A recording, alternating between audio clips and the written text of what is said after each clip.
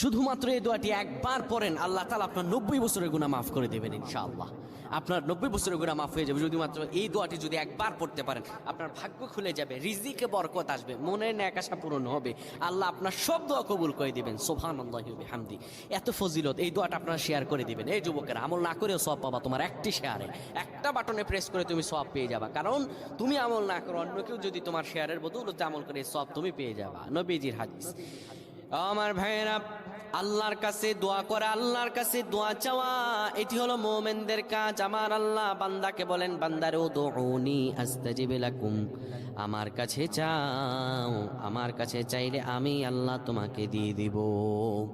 কেউ যদি একবারে দোয়াটি পড়তে পারে, দোয়াটি হলো রব্বি ইন্নী যালামতু নাফসি ফাগফিরলি।